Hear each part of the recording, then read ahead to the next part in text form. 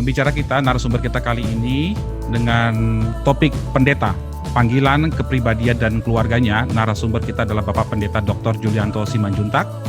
Pak Pendeta Julianto Simanjuntak menikah dengan Ibu Roswita Graha atau dikenal dengan sebutan Ibu Wita. Dan oleh kemurahan Tuhan, beliau berdua dikaruniai 2 orang putra. Pertama bernama Josephus, 27 tahun, dan Moze, 23 tahun. Pendidikan formal Dr. Julianto Simanjuntak adalah di bidang konseling, baik itu dari strata 1 hingga strata 3. Pak Julianto dan Ibu Wita adalah founder dan chairman dari LK3. LK3 singkatan dari Lembaga Konseling Keluarga Kreatif. LK3 didirikan pada tahun 2002 dengan kerinduan hingga tahun 2030 di setiap kota di Indonesia agar berdiri satu pusat konseling di tiap kotanya. Kemudian kerinduan lainnya adalah tersedianya psikolog, psikiater, dan konselor secara merata di tanah air Indonesia.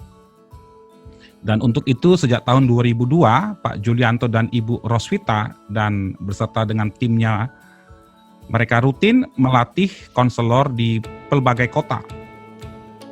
Bahkan juga bekerja sama dengan banyak STT di berbagai kota dan pulau di Indonesia. Selain itu, Bapak Julianto dan Ibu Roswita juga menulis buku-buku konseling yang sangat laris di pasaran, salah satunya istri saya penggemarnya. Hal ini dikarenakan buku-buku beliau banyak menjawab kebutuhan para pembacanya. Buku-buku tersebut diantaranya adalah Seni Merayakan Hidup yang Sulit, Mencinta Hingga Terluka, Perlengkapan Seorang Konselor, Hidup Berguna Mati Bahagia, dan banyak cocok sedikit cekcok. Beliau dapat dikontak melalui Instagram dengan akun Julianto_Simanjuntak. Sekali lagi, Julianto_Simanjuntak. Suatu kehormatan bagi kami boleh menerima kehadiran senior kami, abang kami, Bapak Pendeta Dr. Julianto Simanjuntak, boleh hadir. Kami persilakan kepada Bang Julianto untuk langsung boleh menyampaikan materinya. Silakan Bang. Baik, selamat malam semua rekan-rekan para hamba Tuhan. Saya sangat berbahagia dan bersyukur boleh sharing sebagian dari tema yang sudah kita siapkan, yaitu pendeta, panggilan kepribadian dan keluarganya, yang saya ambil dari salah satu buku yang kami tulis. Tadi sudah diperkenalkan, saya menikah 29 tahun dengan Roswita. Kami dikaruniai 2 putra yang bernama Josephus dan yang kedua adalah Moze. Kami senang dipanggil oleh Tuhan di bidang counseling setelah pernah menggembalakan jemaat selama 5 tahun dan pernah bekerja di sinode salah satu gereja GKMI. Nah, saya mulai sharing dengan salah satu peristiwa di dalam Alkitab Perjanjian Lama, bahwa orang-orang Israel itu pernah memberikan persembahan kepada dewa Moloch yang disebut dewa api. Ya. Jadi mereka mempersembahkan anak-anak mereka kepada dewa api. Nah, mungkin kita sekarang tidak ada yang mempersembahkan anak-anak kita ke dewa api, ke dewa Moloch. Tetapi tanpa sadar kita mempunyai altar yang saya sebut dengan altar kesibukan. Tanpa sadar kita itu sebagai hamba Tuhan yang mendapatkan posisi, mendapatkan jabatan, mendapatkan panggung, ya, mendapatkan kesempatan menjadi seorang pemimpin. Tanpa sadar kita menjadikan itu sebagai panggung untuk mencari hal-hal yang dulu kita nggak dapatkan waktu kita kecil.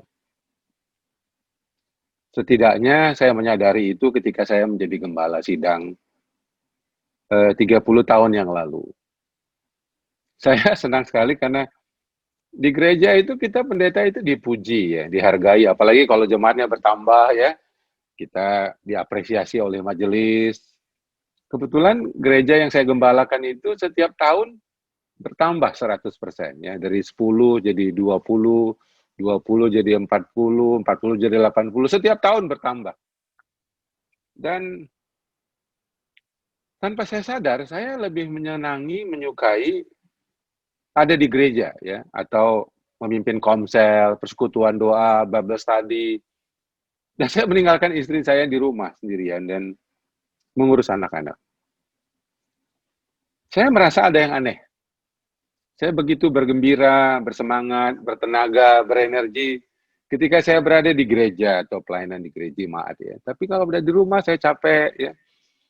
Disuruh ngurus anak saya males, gampang marah ya, gampang ngambek.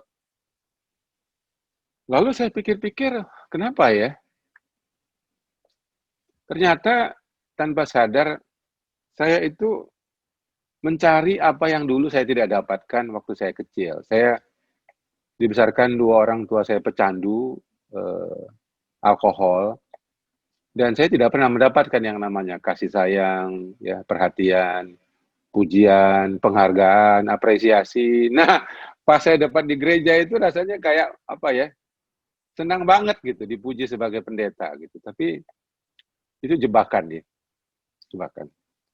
Hubungan saya baru 5 tahun menikah udah memburuk ya. Konflik kami semakin hari semakin memberat. Saya pikir-pikir saya munafik ini ya. Di mimbar membawa damai, di rumah membawa konflik. Gitu. Saya bilang sama istri saya berhenti dah jadi pendeta dah. Ya. Akhirnya saya berhenti jadi gembala tuh setelah 5 tahun. Saya pikir-pikir ya, kok rasanya berat ya jadi pendeta yang hanya perkasa di mimbar gitu. Tapi ketika di rumah jadi suami nggak bisa, jadi ayah juga bingung gitu. Udah saya berhenti, saya pergi sekolah. Saya sekolah di STT Reform 2 tahun lebih, lalu saya mengambil S2 Sosiologi Pastoral di Satya Wacana. Saya studi selama 4 tahun. Ya. Saya merasa perlu memperbaiki diri saya. Altar kesibukan itu ternyata menjebak saya lagi tahun 2010 ya, 2009. Saya menjadi pembicara yang terkenal gara-gara buku barangkali ya, buku Mencintai Nggak Terluka dan Seni Merayakan Hidup yang Sulit yang menjadi bestseller di Gramedia waktu itu membuat saya diundang di banyak tempat, di banyak kota, dari banyak negara. Dan akibatnya hubungan saya sama anak saya menjadi tidak baik, ya. Miskin, komunikasinya dingin, ya, sangat minim, dan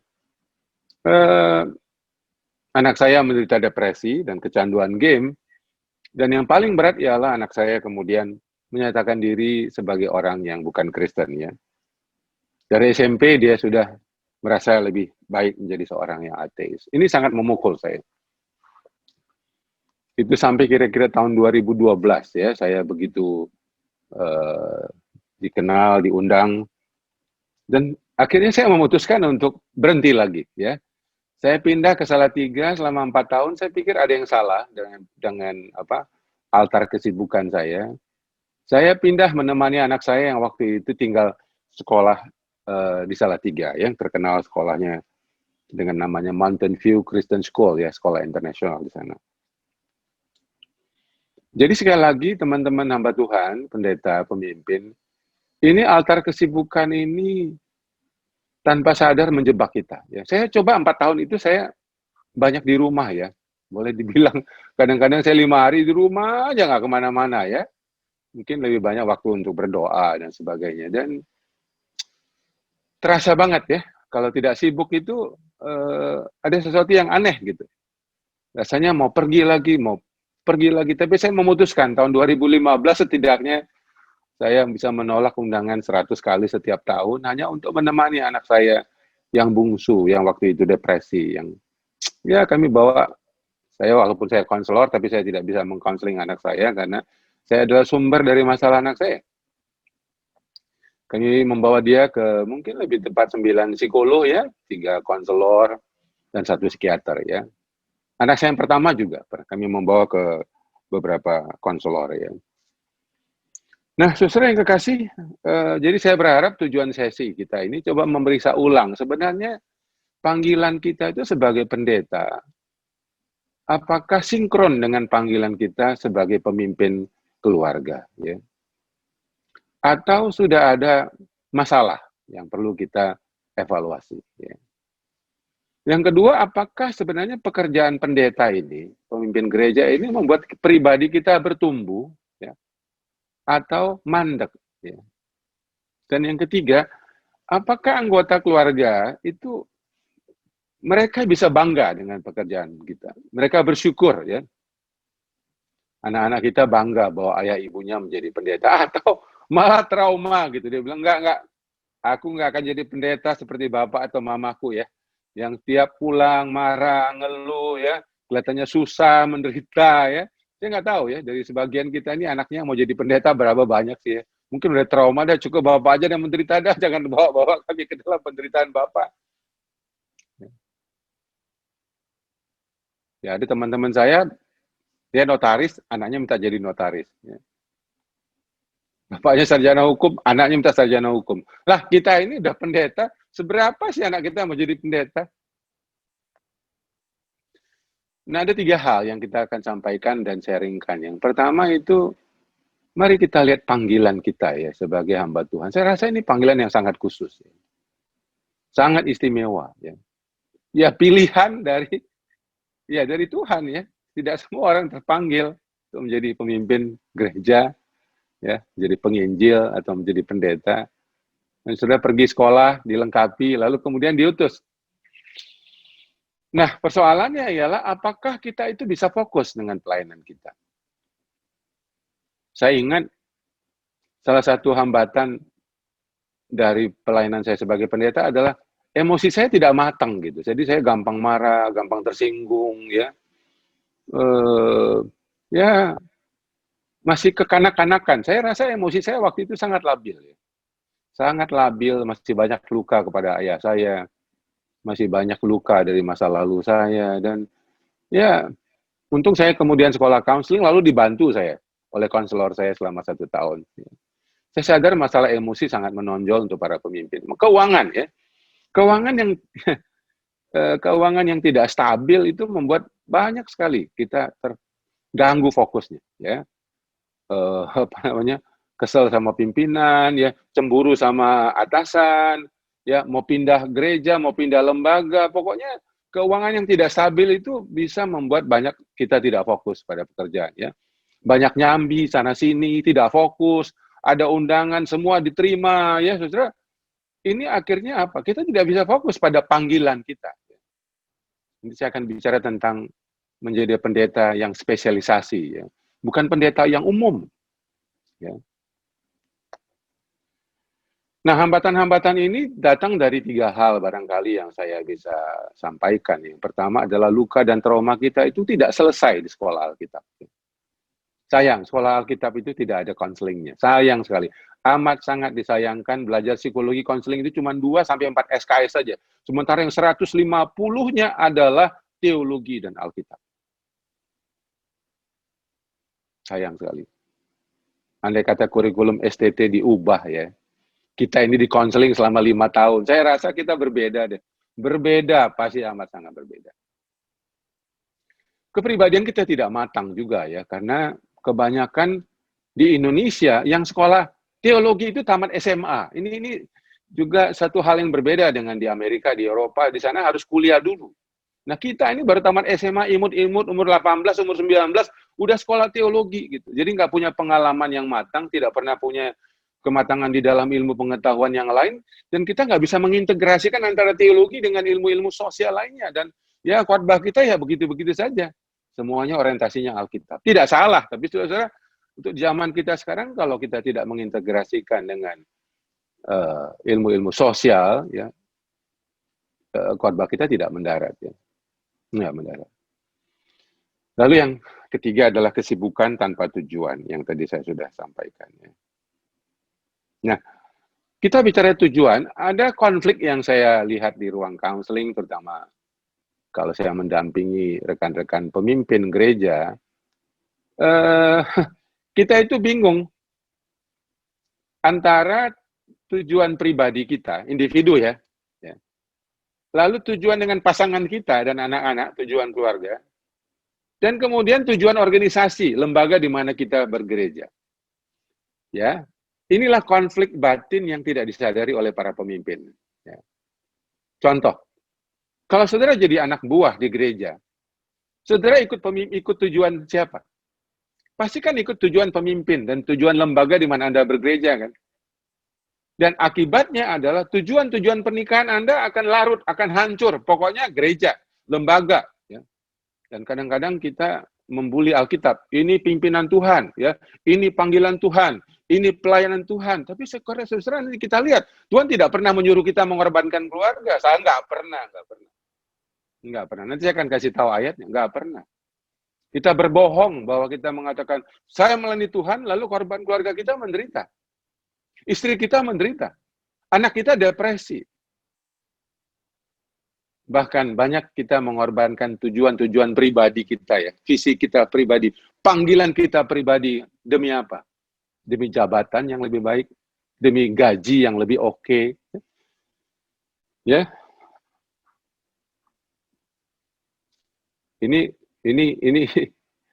Ini hal yang paling saya sering bicarakan kalau sama pemimpin. Apakah tujuan pribadi, tujuan pernikahan, sama tujuan pelayanan, ini sinkron apa tidak? Nah, kalau ini saling berantem, saling konflik, saya rasa saudara perlu mencari bantuan. Ya. Nah, panggilan tidak cukup. Kita perlu yang namanya pembekalan, ya, pembentukan, persiapan. Mulai dari pendidikan dasar kita, SD sampai SMA, pendidikan teologi kita, ya, syukur-syukur S1 atau lebih, ya, pembentukan kepribadian kita. Ya. Nah, ini yang banyak pendeta lupa. Pendidikan keahlian. Ya. Saudara kalau menjadi pendeta yang umum, ya, tidak punya spesialisasi, saudara pasti gampang bosan, gampang boring. Ya. Ya. Bisa sibuk bikin program ini, aktivitas ini, program ini, aktivitas itu. Tapi saudara tidak pernah menjadi spesialisasi. Makanya banyak pendeta jadi burnout, ya, capek, lelah, gampang stres, gitu, nggak berenergi lagi. Nanti persiapan khotbah udah menjelang Sabtu, menjelang ke Minggu baru persiapan khotbah. Kenapa? Otaknya nggak jalan, Kenapa? Nggak diisi, kosong, orisinil otaknya. Saudara kalau punya pengetahuan yang luas, baca Alkitab jadi jauh lebih hidup. Tapi kalau kita nggak pernah membaca buku-buku yang baik, buku-buku teologi yang baik, buku-buku psikologi konseling yang baik, atau buku-buku tentang sosial lain, sudah lama-lama juga jenuh. Jenuh, kenapa? Kita tidak bisa khotbah secara relevan. Bisa kelihatan kok jemaat yang lagi mendengar khotbah kita bersemangat apa tidak. Nah, juga pendidikan kita sesuai dengan jabatan kita. Banyak orang punya jabatan tidak sesuai dengan pendidikannya. Ya, misalnya saya kasih contoh. Ya, dia kepala sekolah, direktur sekolah, nggak pernah belajar pendidikan. Dia karena pendeta, karena di lembaga itu harus pendeta, tapi saudara, bagaimana seorang pendeta yang tidak belajar pendidikan, tidak belajar manajemen, memimpin sekolah? Saya sudah keliling lebih dari 100 kota, 33 provinsi. Saya memperhatikan beberapa hal-hal yang menurut saya manajemen yang tidak sesuai. Ya. Dan berapa buku yang kita baca setiap tahun. Ya. Berapa training yang Anda ikuti setelah selesai sekolah teologi. Setelah menjadi pendeta, baik formal maupun non-formal. Firman Tuhan berkata, tambahkanlah kepada imanmu pengetahuan. Petrus, seorang nelayan, bicarakan ayat ini. Bukan Paulus, Petrus. Betapa Petrus sadar pengetahuan itu begitu powerful. Tambahkanlah kepada imanmu pengetahuan.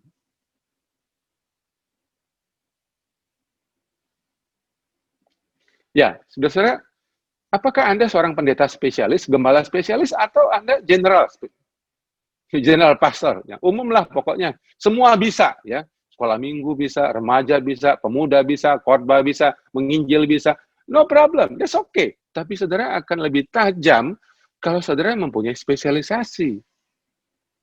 Apakah itu penggembalaan, ya? Apakah di bidang pemuda, anak, remaja, musik, kepemimpinan, counseling, coaching, khotbah, mengajar, penginjilan, manajemen, kesehatan mental, saudara perlu spesialisasi. Di zaman ini kalau nggak ada spesialisasi, Anda akan ketinggalan. Akan ketinggalan. Saya tahu untuk menjadi seorang spesialisasi seperti saya menjadi seorang konselor, waduh godaannya banyak. Karena dulu waktu kita mulai konseling tahun 2002, wah kita ini nggak laku lah. Orang kayak kusta gitu kalau mau ke konselor. Malu, ya.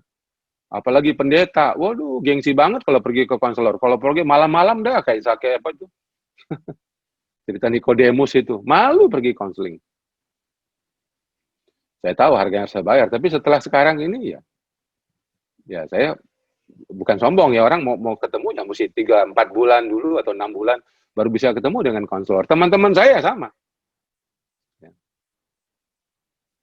Jadi kalau Anda seorang spesialis ya dengan bidang yang saudara dalami ya dan bidang itu sangat dibutuhkan oleh zaman ini, oleh gereja Anda,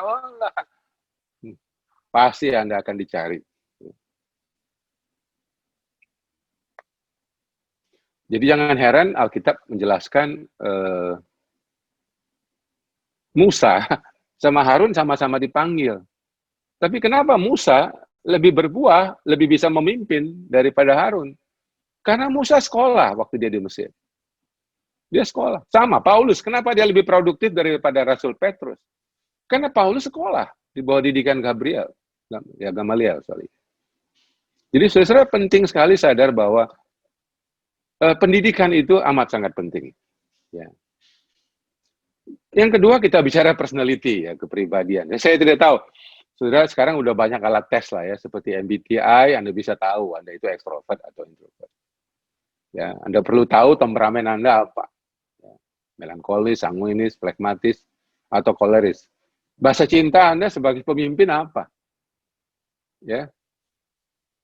Dan apakah Anda matang secara mental atau sehat atau tidak secara mental? Saya kaget waktu saya sekolah di Reform, wajib dites MMPI. Ya, ternyata hasil tesnya gangguan jiwanya Julianto ternyata banyak. Untung saya berhenti jadi pendeta, kalau tidak saya menyesatkan banyak orang, pendetanya juga sakit jiwa. Nah, saudara, seingat saya dari lebih 1.000 yang tes MMPI di lembaga kami dengan psikolog rekanan kami, pendeta-pendeta yang sekolah di tempat kami banyak mengalami masalah depresi, masalah anxiety. Banyak. Hasil tes itu membuktikan. Tidak bisa bohong. Kalau di sini ada pimpinan gereja, ya, ada 20 pendeta, coba dites MMPI. Bisa ketahuan sehat apa tidak. Ya. Kalau MMPI, Minnesota Multifaceted Personality Inventory, bisa menemukan gangguan jiwanya apa. Tes proyeksi akan menemukan dari mana gangguan jiwa tersebut. Jadi ada 2 alat tes yang kami pakai di lembaga kami, proyeksi dan MMPI. Ada 3 yang mempengaruhi pola kepribadian kita, matang atau tidak, sehat atau tidak, normal atau tidak. Yaitu adalah pola asuh yang buruk, ya. Jadi pengalaman dengan orang tuaan kita dulu waktu kita kecil, ya. Tidak banyak orang tua kita punya tujuan parenting atau skill parenting, ya. Yang kedua adalah lingkungan yang buruk, termasuk itu gizi, ya, ekonomi, pendidikan, ya. Dan yang ketiga adalah pengalaman yang buruk. Apakah ada trauma, pelecehan, pembiaran, pengabaian, pembedaan, kekerasan. Nah, jangan lupa kalau ada pendeta yang depresi, kalau saudara mendengar pendeta bunuh diri, saudara kalau mengerti teks apa yang saya baru sampaikan, Anda nggak bingung, kenapa ya? Kenapa ya? Kok pendeta depresi? Kok pendeta bunuh diri? Nah, saudara tidak mengerti bahwa kita jadi pendeta kan setelah umur kita 30. Sekolah Alkitab kan setelah umur kita 20-an. Nah, pengalaman yang paling menentukan adalah 0 sampai 12 tahun. 0 sampai 15 tahun. Siapa kita di situ itu lebih menentukan daripada waktu kita sekolah teologi. Apa pengalaman kita di masa kecil lebih menentukan dari pengalaman kita di seminari. Tapi apakah pernah dibongkar? Apakah pernah dibantu di sekolah teologi?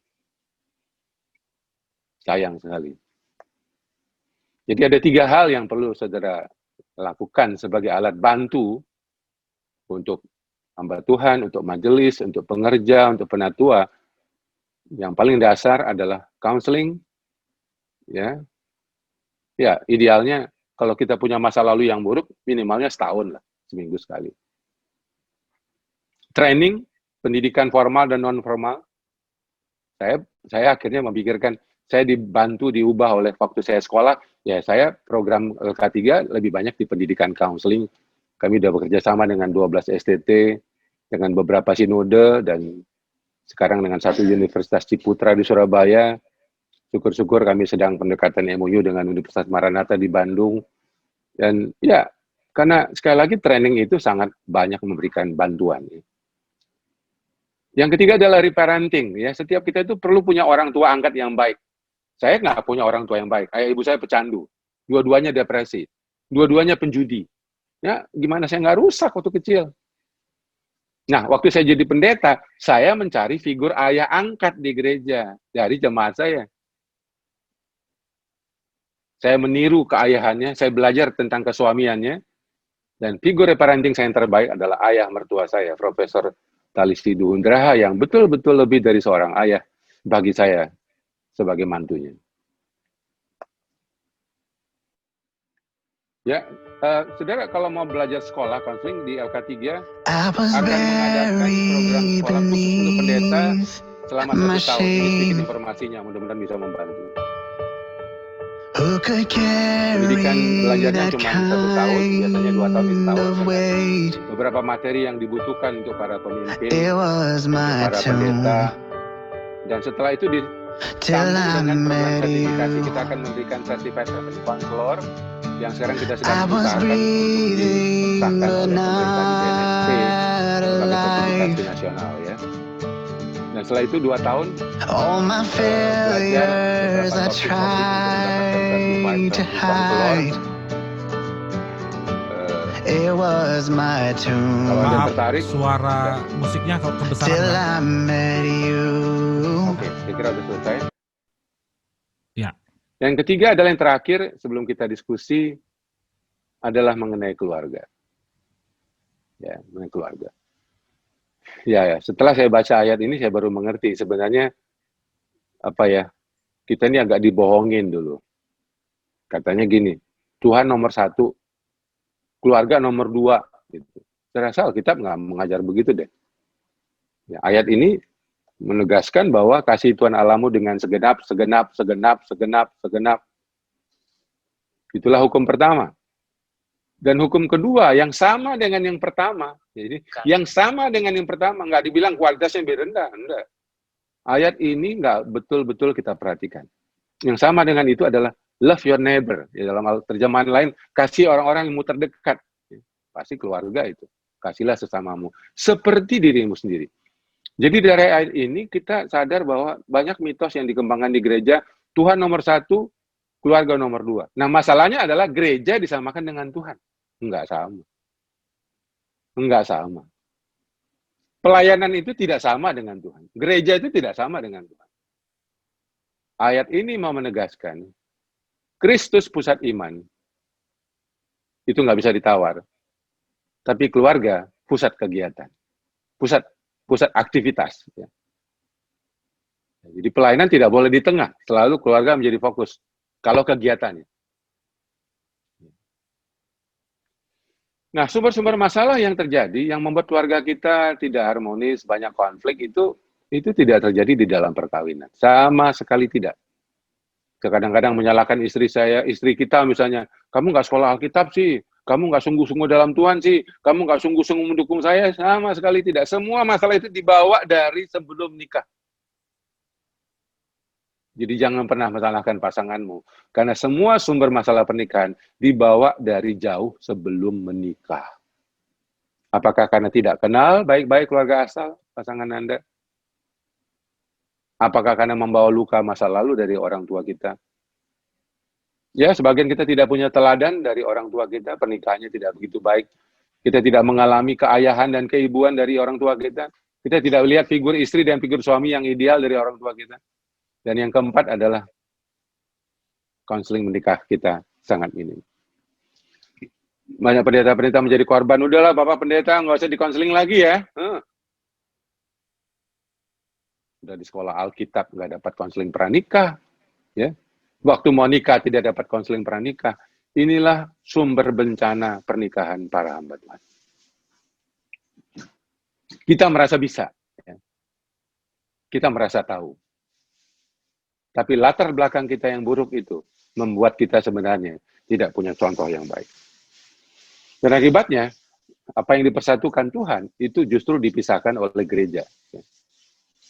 Kita terpisah secara emosi, kita terpisah secara batin, kita tidak punya bonding dengan anak-anak kita. Ya, kita tidak punya bonding dengan pasangan kita. Ya, dalam semua relasi-relasi, baik emosional, sosial, fisikal, ya, ini sumber gangguan jiwa di dalam keluarga kita. Nah, sebagai jalan masuk yang saya tawarkan, saudara ingat, ya, 100% anugerah Tuhan, 100% usaha manusia. Jangan berpikir doa akan menyelesaikan segala sesuatu. Doa itu sangat baik. Tapi kalau saudara tidak counseling, saudara tidak ikut training, saudara tidak punya figur parenting, saudara, kita tidak mungkin memperalat Tuhan untuk menyembuhkan diri kita, padahal kita bisa menyembuhkan diri kita. Jadi sekali lagi, pemulihan hidup kita 100% anugerah Tuhan, 100% usaha manusia.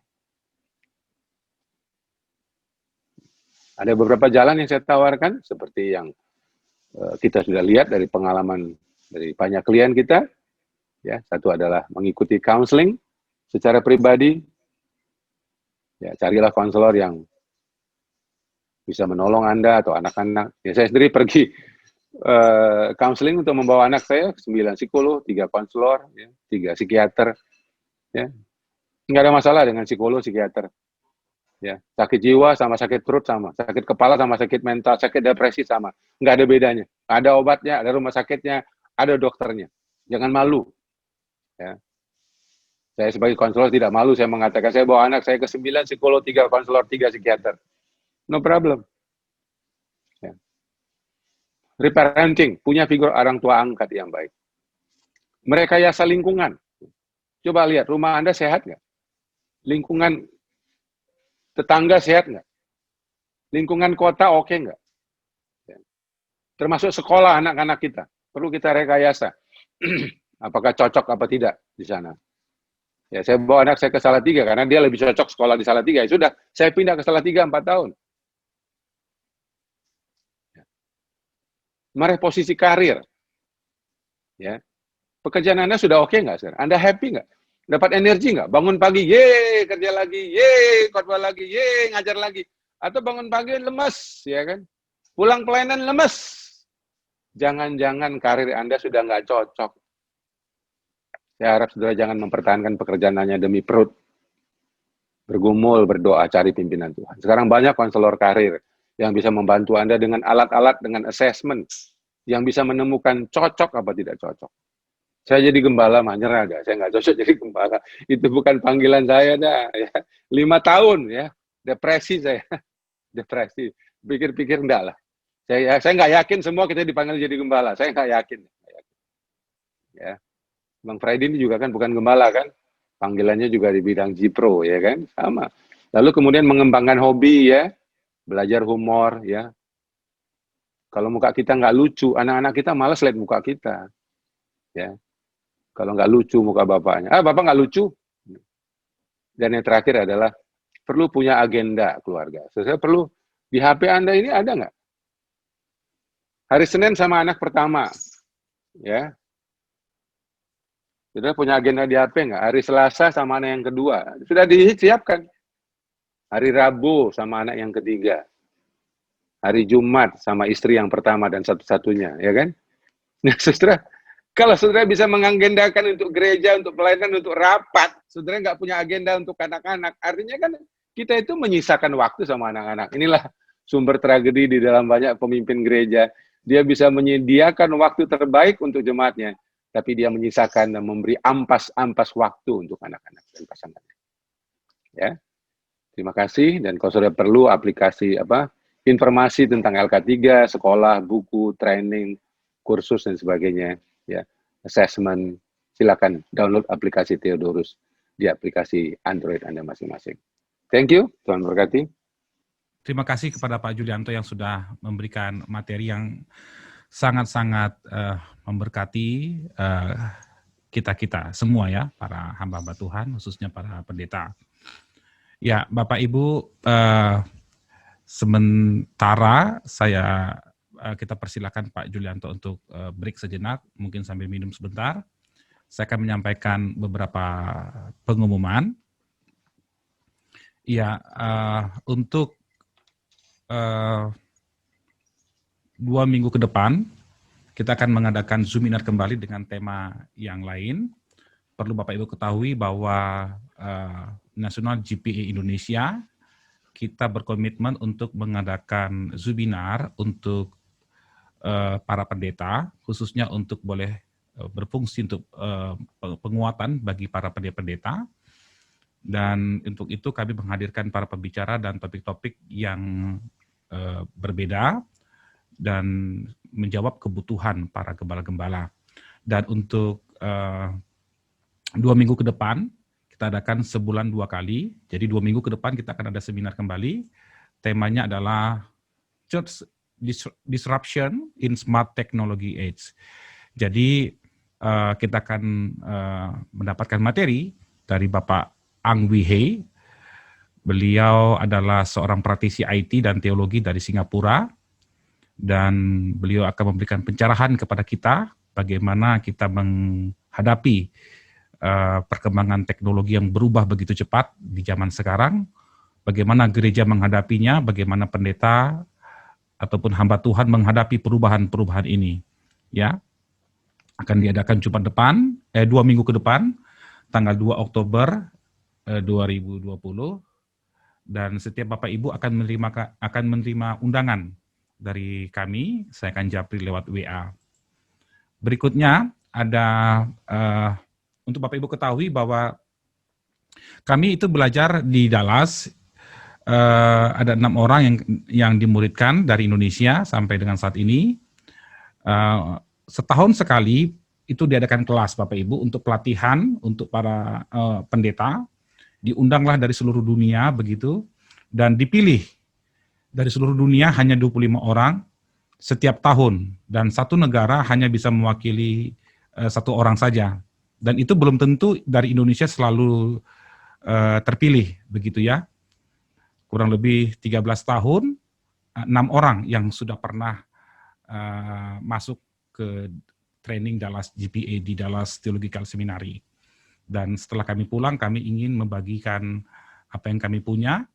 Dan acara puncaknya adalah nanti tahun depan kita akan mengadakan National Global Proclamation Academy, yaitu sebuah training selama 10 hari 9 malam. Rencananya diadakan di Bali dan khusus untuk para pendeta saja. Ada persyaratan-persyaratannya, itu melalui proses seleksi untuk pesertanya ya. Dan menjelang itu kami mengadakan seminar-seminar ini ya, 2 minggu sekali. Dan ada sebuah video yang baru saja saya terima hari ini dari seorang teman dari Afrika Selatan, teman sekelas saya, pendeta Anele.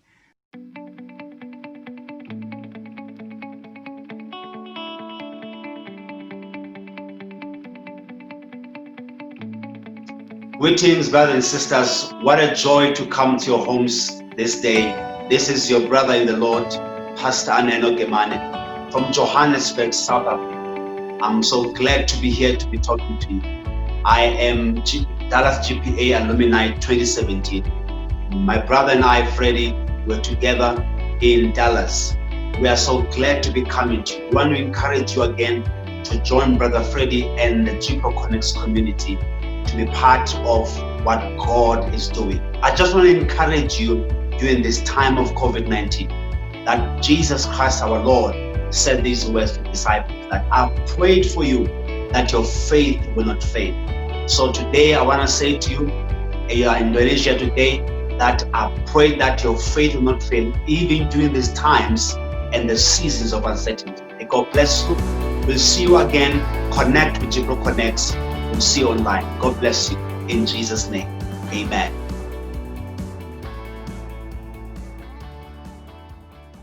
Pastor Aniele menyampaikan pesan kepada kita semua.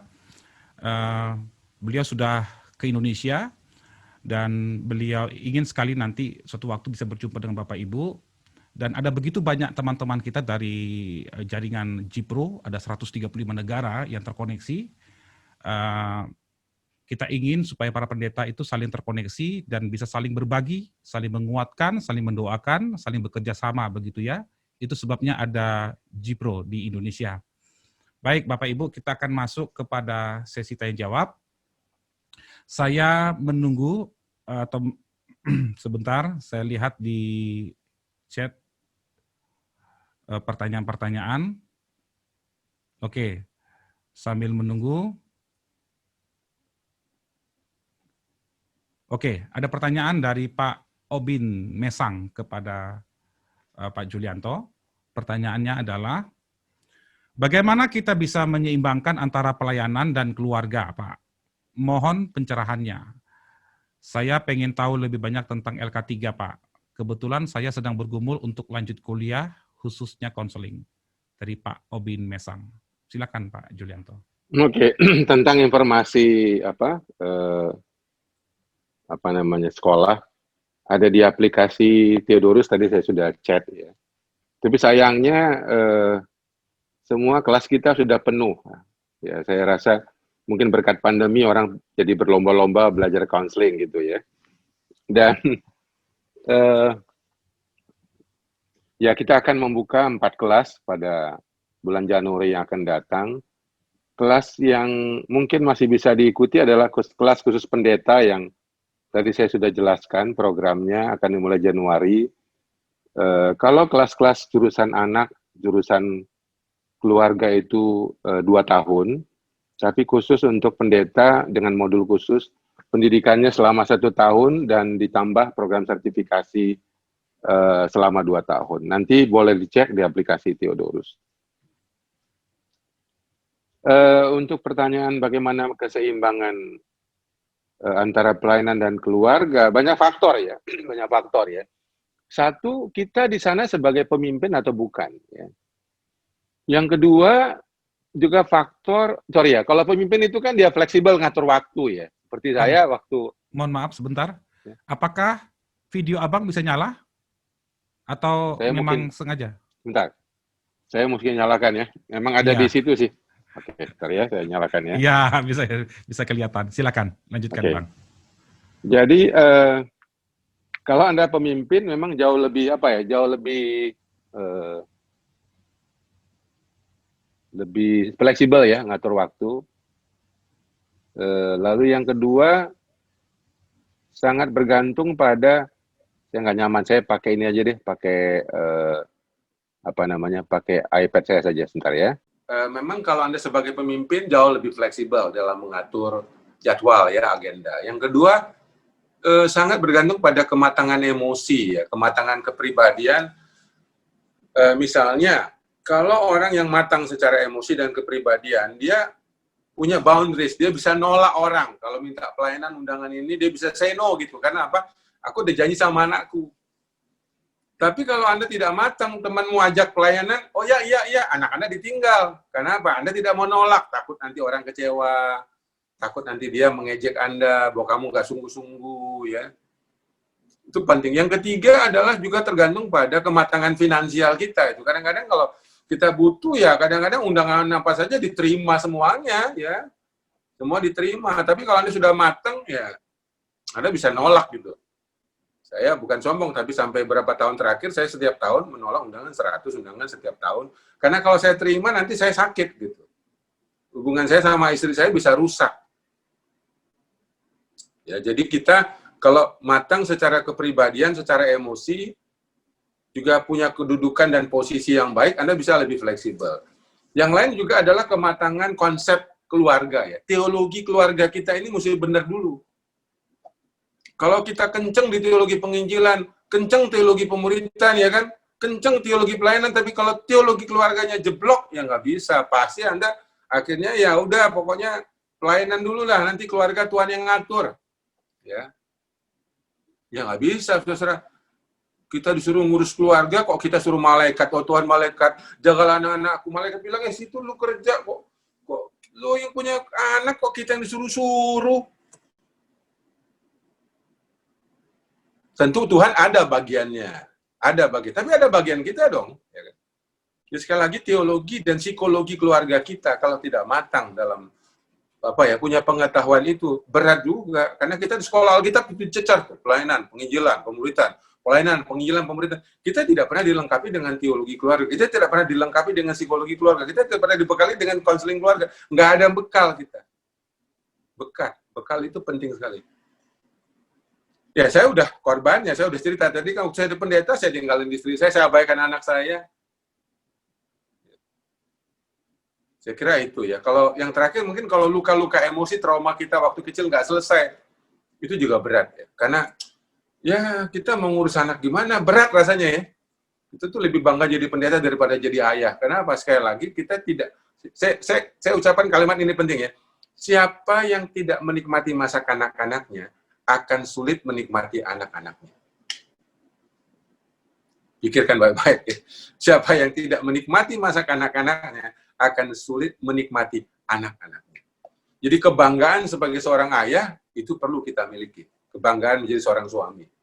Maka saya kalau dipanggil Pak Pendeta risih saya. Kalau dipanggil Pak Pendeta gitu, nama saya Julianto, nanti saya lupa. Saya ingatnya pendeta, saya lupa. Saya itu Julianto, suaminya Roswita, bapaknya Josephus sama Mose. Nah kadang-kadang ini orang di timur, orang di Batak, saya senang kali Pak Pendeta. Kalau saya langsung No. Amang Pendeta Nami. Amang Pendeta Nami. No. Saya lupa jadinya. Ingatnya pendeta. Ya. Itu kira-kira, Bang Freddy. Siap Bang. Ini ada pertanyaan lagi Bang. Saya panggil Abang aja ya, biar lebih enak. Dari Ibu Sylvia Magdalena dari Palembang. Pertanyaannya adalah, bagaimanakah cara praktis untuk mengetahui spesialisasi panggilan kita dalam pelayanan? Mohon penjelasannya. Pakai chat ya? Bagaimana caranya? Cara praktis untuk mengetahui spesialisasi kita, Bang, panggilan kita. Di ya, di Japri ya? Iya, Japri. Di private ya? Iya. Satu adalah kita harus tahu bakat kita apa ya. Jadi bukan bakat, minat ya. Jadi kita itu kan mengerti minat kita. Sekarang sudah ada alat-alat tes ya untuk kita tahu minat kita apa gitu. Walaupun udah terlambat kalau jadi pendeta. Paling bagus tuh anak umur 1 SMA, 2 SMA tuh ada namanya tes karir ya.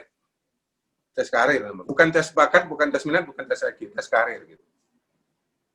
Jadi yang kedua, setelah kita tahu minat kita apa, sukanya di mana, ya, kalau saya kan jelas tuh, sukanya di bidang counseling, gitu. Saya suka sekali, gitu. Ya. Dibandingkan saya khotbah, saya lebih suka berhadapan dengan klien berdua di ruang counseling. Ya. Walaupun bayarannya lebih bagus khotbah, ya, lebih banyak berkhotbah dan mengajar, ya, daripada counseling tatap muka, tapi saya suka. Nah, itu sebabnya saya tidak bisa menyandarkan finansial saya pada counseling. Saya menulis buku, dari situlah income saya dapat, gitu. Kalau dari konseling aja ya nggak hidup lah, nggak bisa sekolahin anak kita. Ya. Yang kedua, berbakat. Nah, kalau orang berbakat tuh artinya bisa. Bisa itu didukung oleh sekolah, training, formal maupun informal. Karena itu saya sekolah terus dari S1, konseling, S2, konseling, S3, konseling. Karena kalau saya tidak punya pengetahuan dan skill yang cukup, saya tidak bisa menjalankan panggilan saya itu. Yang ketiga, adalah melihat kebutuhan masyarakat. Ya. Masyarakat di sekitar kita perlunya apa? Ya. Misalnya di gereja Anda, mungkin kalau Anda suka dengan pemuda, jadilah seorang pendeta spesialisasi pemuda. Semua khotbah, ceramah, tulisan, status sosial media, semua Anda perhatiannya di bidang pemuda. Yang keempat adalah, nah ini ya, yang juga bisa menghasilkan income. Saya sekolah S1 udah lihat, nanti suatu hari konseling ini akan dicari orang banyak, konselor akan dicari orang banyak. Saya dapat itu tahun 90, 30 tahun yang lalu. Tapi terbukti setelah tahun 2008. Jadi lama sekali terbuktinya. 18 tahun kemudian, saya baru melihat apa yang saya bayangkan itu terwujud. keuangan saya stabil itu tahun 2008. Kenapa? Orang banyak beli buku konseling, orang banyak mengundang saya seminar konseling, orang banyak mengundang saya ceramah konseling. Saya pikir saya kan perlu income, saya juga perlu penghasilan dong. Kan saya mesti sekolah anak saya. Kan nggak mungkin pelayanan tanpa ada biaya gitu. Ya, jadi saya udah melihat. Jadi tolong saudara-saudara, kalau mau bekerja di bidang apa juga faktor finansial perlu dipikirkan. Yang kelima, terakhir, Anda suka mengajar. Anda suka cerita. Nah, kalau saya ngajar konseling paling suka saya. Ya. Kalau khotbah doktrin teologi sakit kepala saya. Saya nggak kuat mengajar di bidang teologi, langsung kepala saya langsung sakit. Nah, ada teman-teman saya mau kalau khotbah teologi banyak yang jago tuh, dia keluar kepala ada doktrin Tritunggal. Nah, saya enggak lah, udah konseling keluarga, kesehatan mental udah di situ. Tapi saya suka ngajar, cerita, memotivasi orang. Jadi 5 ini, suka, bisa, ya, suka training, memahami kebutuhan masyarakat, memberi kebutuhan finansial, suka mengajar. Thank you, Bang Freddy. Terima kasih, Bang Julianto. Baik, Bapak Ibu, sebelum saya membacakan kembali pertanyaan dari peserta, saya mempersilakan juga bagi Bapak Ibu untuk bertanya secara langsung kepada Pak Julianto. Silakan tekan tombol raise hand. Ada itu Ella itu, ada itu Elia, ya. Elia Umbu. Ada tombol, ya, ada tombol Umbu, raise hand silakan ditekan dan saya akan menyebutkan nama saudara, kemudian saudara bisa menyalakan mikrofon. Ya, mohon saudara, Bang. Ya, iya Bang. Mohon saudara tidak menyalakan mikrofon sampai nanti saya menyebutkan nama saudara.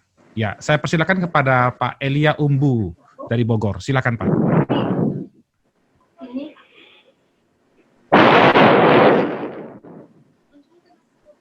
Halo, selamat malam. Silakan. Ya. Ya, pertama-tama saya sangat diberkati dengan materi yang dipaparkan oleh Pak Julianto ya. Ini yang kedua, saya mengikuti seminar Bapak kaitan dengan keluarga. Waktu itu di Taman Safari ya, kalau nggak salah itu tahun 2015 atau 16 ya. Pak, saya mau tanya Pak, dari pemaparan tadi saya diberkati, lalu kemudian tadi ada mengulas tentang paling tidak ada 3 hal tadi. Lalu kemudian saya coba lihat kepada diri saya, sepertinya saya clear gitu. Karena saya kalau di dalam diri saya itu Pak, kalau tanya siapa figur pemimpin yang Anda kagumi misalnya begitu, kalau saya tanya kepada diri saya, bapak saya Pak. Jadi bapak saya itu adalah figur para petani Pak. Orang tua saya, bapak ibu saya itu petani, mereka di desa. Tetapi karena itu tadi, Pak, di dalam keluarga itu orang tua saya itu menjadikan kami anak-anak itu sahabat. Ya, sehingga saya merasa bahwa saya clear dari segi 3 hal tadi yang Bapak sampaikan itu. Nah, saya sekarang memang diberi kepercayaan oleh Tuhan untuk mengembalakan gereja baptis di perumahan Citra Indah di Jonggol, di Bogor. Saya berkesempatan Pak, ini nanti yang menjadi pertanyaan saya kepada Bapak, gimana tanggapan Bapak? Saya berkesempatan mengikuti konferensi misi dunia tahun 2018 di Korea. Nah, di gereja Presbyterian itu, mereka ada penelitian yang dilakukan 100 tahun terakhir. 100 tahun terakhir, orang-orang yang sukses di Korea Selatan khususnya, orang-orang yang diberkati sukses usahanya dalam bidang pemerintah, ditelusuri, mereka adalah anak-anak pendeta, ada anak-anak penatua begitu ya. Artinya orang-orang yang terdidik dari kecil. Lalu kemudian yang kedua, diteliti lagi 1000 tahun ke belakang, sampai begitu Pak, ini penelitian ini Pak ya. Nanti diulang-ulang waktu di dalam konferensi misi itu. 1000 tahun ke belakang, didapati lagi Pak, sama. Jadi mereka adalah anak-anak Tuhan. Jadi banyak orang sukses di Korea Selatan itu adalah latar belakang dari anak-anak Tuhan. Apa mungkin? Nah, dia dari penjelasan Bapak tadi kan, apakah mungkin mereka mendidik anaknya itu sesuai dengan firman Tuhan atau sesuai dengan kemudian menjadi sukses, atau tadi juga banyak pendeta-pendeta juga tadi yang Bapak singgung tadi juga perlu dipikirkan ulang lagi nih, jangan-jangan kehambaan kita itu karena uang atau karena sudah ditolak di mana-mana, kira-kira seperti itu, akhirnya solusi akhirnya jadi hamba Tuhan. Karena itu saya senang sekali dengan satu statement Bapak. Bagaimana dengan posisi kita sekarang? Kita senang nggak tiap pagi, misalnya dengan tugas ini ya, kira-kira gitu. Kalau saya sendiri, saya clear Pak. Bagaimana kira-kira mungkin pendapat Bapak untuk konteks kita Indonesia ini Pak? Makasih Pak. Iya, saya nggak tahu Pak. Kalau udah bicara survei, saya nggak tahu. Saya nggak pernah survei itu. Jadi saya nggak bisa jawab Pak. Saya kira itu sharing yang baik. Karena Korea punya budaya sendiri, punya konteks sendiri, punya sejarah sendiri. Indonesia, kita negara mayoritas bukan Kristen ya, kita mayoritas Islam dengan geopolitik yang berbeda, ya kondisi sosial politik yang tidak sama Korea Selatan. Jadi tidak bisa dibandingkan Pak. Tidak apple to apple Pak kalau dibandingkan dua negara ini. Kita sama Amerika juga nggak bisa dibandingkan Pak. Jadi saya kalau soal survei ini, saya no comment Pak. Jadi kalau boleh nanti pertanyaannya lebih pengalaman pribadi aja Pak. Kalau udah survei saya nggak menguasai Pak. Thank you. Ya, mungkin kalau boleh saya bertanya Pak, mungkin dari yang pernyataan dari Pak Elia tadi, beliau tadi mengatakan saya clear. Mohon maaf, saya bertanda tanya, tahu dari mana Bapak clear? Mungkin Pak Julianto bisa memberikan tips, bagaimana kita mengetahui bahwa kita sudah clear? Dari mana? Gitu loh. Terima kasih, silakan Pak. Saya juga nggak tahu clearnya dalam hal apa. Belum dijelasin. Ya, mungkin kalau boleh jelaskan, Pak pertanyaannya Elia. lebih bersifat kasus. Kalau boleh kasus lah. Kalau cuma sharing, tadi Pak Elia sudah sharing, saya kira Saya oke. bisa tanggapi mungkin Pak. Saya bisa tanggapi ya. Clear dalam arti, kalau latar belakang Pak Julianto tadi ya, mohon maaf ya, latar belakang Bapak memang kan, Bapak berkali-kali menyebutkan orang tua yang minum ya, alkohol begitu ya.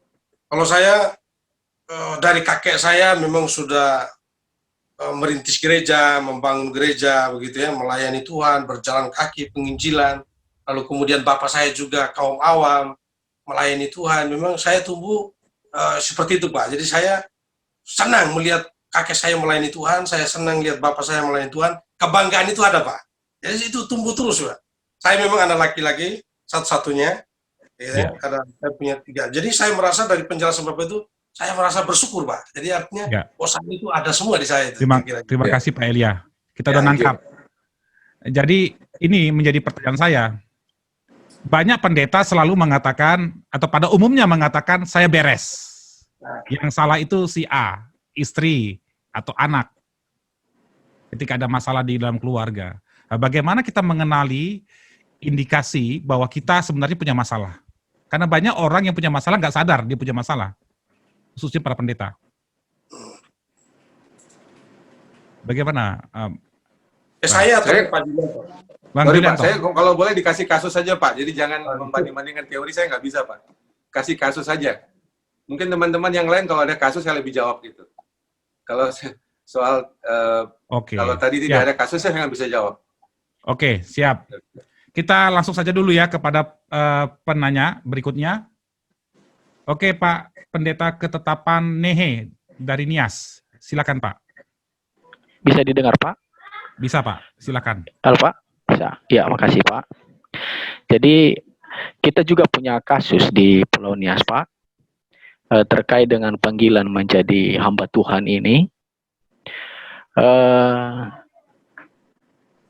Memang dari awalnya sudah diordinasi menjadi pendeta dan bahkan sudah berjanji mau melayani Tuhan.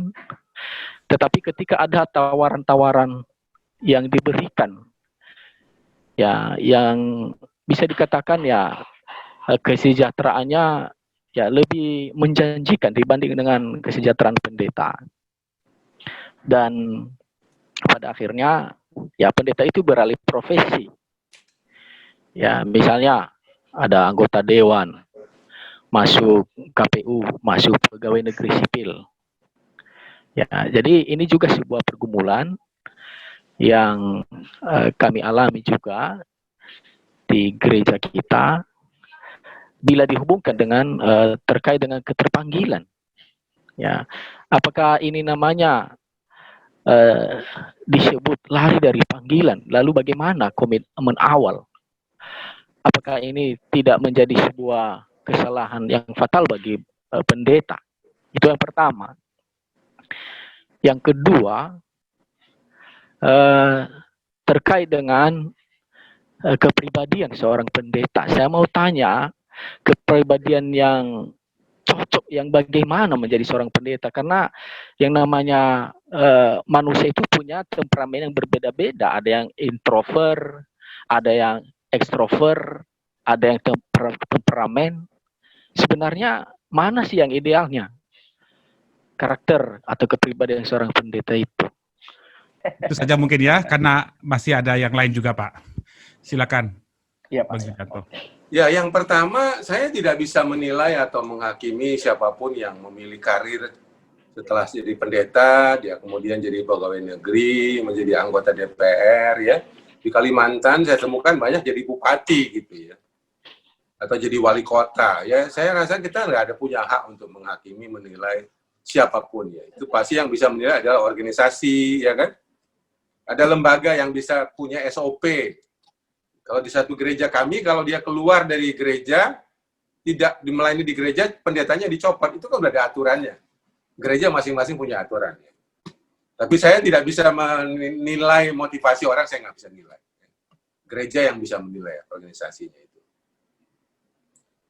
Nah, yang kedua, soal siapa yang cocok jadi pendeta, tadi saya sudah sampaikan, dia punya panggilan yang jelas, ya kan? Ya, dia punya perlengkapan pendidikan yang jelas, minimal S1 teologi. Ya, dia kemudian punya pernikahan dan keluarga yang kuat, yang sehat, yang karena dia nanti akan melayani jemaat kan. Kalau dia melayani keluarga jemaat, keluarganya nggak kuat.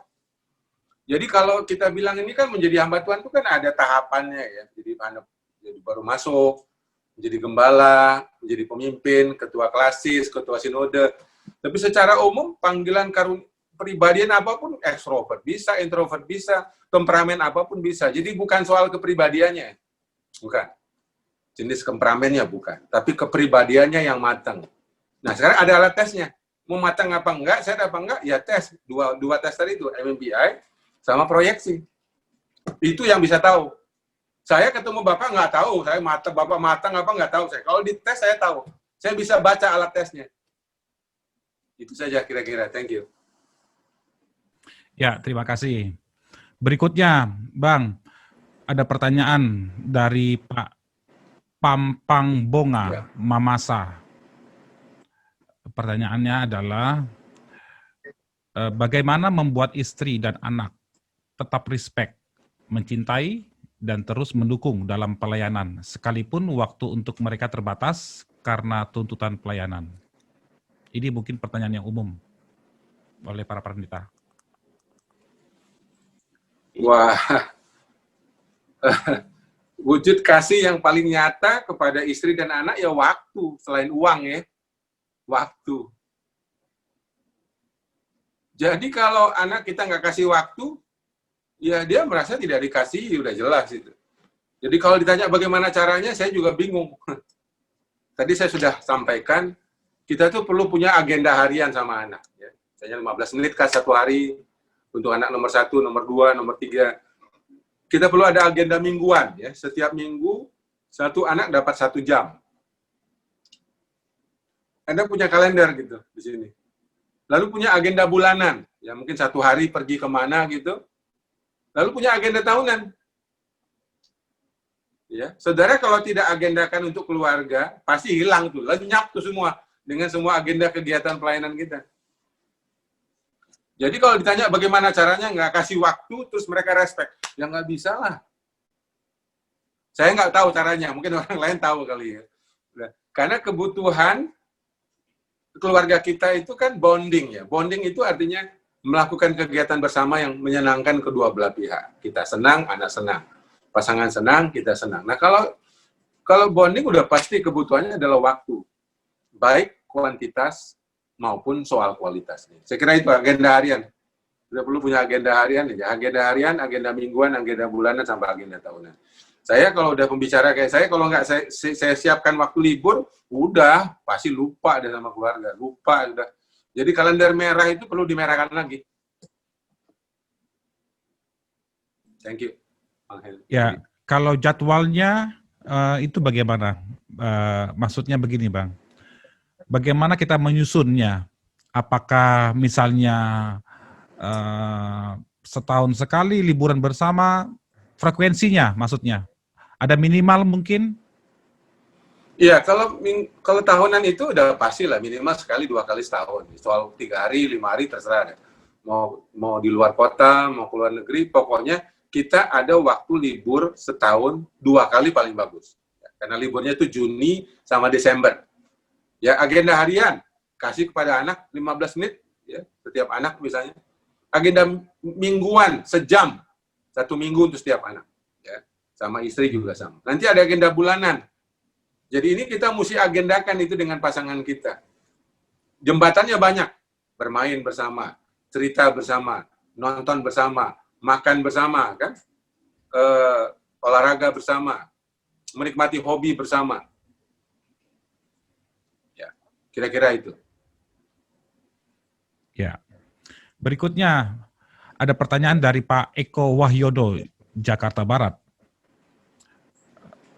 Saya Eko Wahyodo, lulus SMA, full time di YWM, Youth with a Mission, selama 4 tahunan. Cuman saya banyak terluka karena banyak melihat kemunafikan.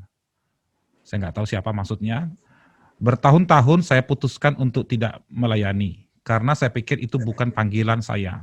Saat ini saya juga masih galau sebenarnya apa fokus panggilan saya, karena saya mau menjadi hamba Tuhan yang spesialis. Mohon pencerahan. Nah ini kalau ini udah kasus ya, saya nggak bisa jawab.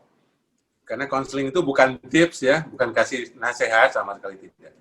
Saya anjurkan perilah cari seorang konselor atau mentor yang bisa membantu Anda untuk menemukan sebenarnya akar-akar luka emosi itu bisa dipulihkan lebih dulu nggak sebelum nanti memilih jalur pelayanan apapun itu sebagai spesialisasi ya. Yang kedua adalah nanti tetapkan aja kamu mau jadi apa gitu, lalu cari sekolahnya. Ya, kalau menjadi pendeta ya cari sekolah seminari, udah pasti itu. Ya, kalau untuk menjadi guru, ya carilah sekolah guru.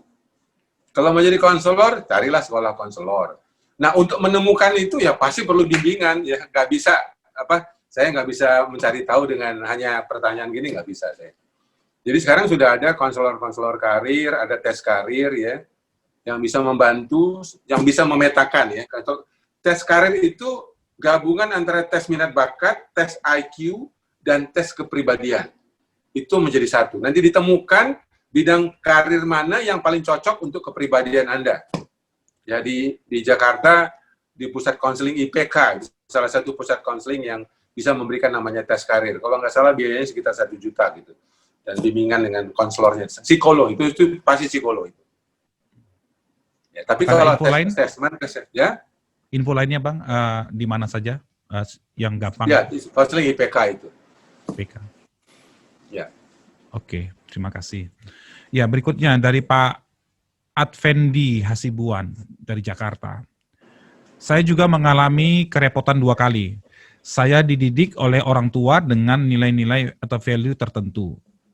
Tetapi kemudian yang dididik oleh orang tua saya ini kepada saya ini ternyata tidak cocok untuk saya teruskan kepada generasi sekarang, generasi milenial atau generasi Z. Bagaimana saya menghadapi anak milenial? Atau bagaimana best practice-nya supaya saya bisa melakukan reposisi value yang saya miliki? Ya ini topik sendiri nih Bang Freddy, ini mesti ada topik parenting untuk generasi Z. Ini isu besar ini ya, saya nggak bisa jawab secara secara detail. Yang pasti adalah kita pasti membaca buku-buku seputar parenting untuk generasi Z. Ya belilah, bacalah ya, bisa buku yang cetak, ada baca buku-buku e-book ya. Karena memang tipe generasi Z dan generasi Alpha sudah amat sangat berubah ya. Mereka itu lahir sebagai sebagai bayi digital ya. Dan kalau kita tidak memahami, itu akan menjadi konflik pada anak-anak kita. Kita udah nggak bisa pakai pola asuh skill parenting orang tua kita, udah nggak bisa ya. Dan kita juga sudah tidak bisa pakai pola asuh yang kita punya ya, dengan keterbatasan. Jadi anak saya bilang begini, waktu kami banyak menyelesaikan luka batin, dia bilang, Pak, ilmu konseling Bapak boleh lah, tapi ilmu parenting Bapak kurang. Jadi saya kira kita ini tidak punya pengetahuan parenting, tidak punya skill parenting, tidak punya tujuan parenting. Ya mendidik anak-anak ya seperti orang tua kita didik kita lah. Ya, tapi untungnya karena anak saya baca buku parenting, lalu kami bisa diskusi ya. Jadi kami pemulihan itu dari 2016 sampai sekarang belum selesai ya. Sejak dia menjadi Kristen, terima Tuhan Yesus 2016, terus pergi sekolah ke Dallas Baptist University ya. Ya pulang libur musim panas ya kami selama 3 bulan ya berbicara tentang luka batinnya. Sejak dia kecil ya, saya sudah salah asuh dia dari umur 2 tahun ya. Saya lebih sayang sama anak pertama daripada anak saya yang kedua ini. Tapi ya saya membaca buku, saya mendiskusikan sama dia itu akan sangat membantu ya, membaca. Ya. Saya kira itu penting. Ya. Berikutnya Bang, ada pertanyaan dari Pak Taufik Nurwigianto. Apakah hasil tes MMPI bisa berubah atau permanen? Idealnya berapa bulan sekali kita melakukan tes ini? Bisa berubah karena yang berubah itu biasanya kondisi ya, misalnya depresi, setahun depan depresinya bisa hilang. Yang menetap itu adalah misalnya bentuk kepribadian kita yang ekstrovert itu nggak akan berubah ya. Tapi kondisi-kondisi stres itu bisa berubah. Setahun biasanya kita anjurkan atau paling sedikit 2 tahun sekali kalau mau tahu hasil yang terkini ya. Kalau tes MMPI ini ada di aplikasi Theodorus. Dia bisa secara online sekarang. Di aplikasi L3 ya di Android. Thank you. Ya, thank you. Berikutnya ada lagi pertanyaan dari Ibu Yurlina, Pulau Nias. Ini berkaitan dengan pernyataan tadi tentang spesialisasi, berkaitan dengan menjadi pendeta spesialis, sedangkan seorang pendeta di lapangan itu dituntut memahami dan memimpin jemaat secara universal. Bagaimana? Ya, spesialisasi itu misalnya gini ya,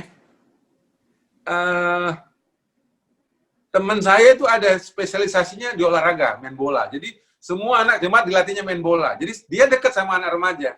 Ya itu spesialisasinya pendeta yang pintar main bola gitu. Ya, ada yang pendeta spesialisasinya cocok tanam. Diajarin semua jemaatnya yang di kampung itu ya. Nah, senang semua bisa menghasilkan. Jadi bukan harus jadi konselor, jadi pengajar, bukan. Jadi bidang-bidang tertentu yang menjadi alat komunikasi dan jemaat senang gitu.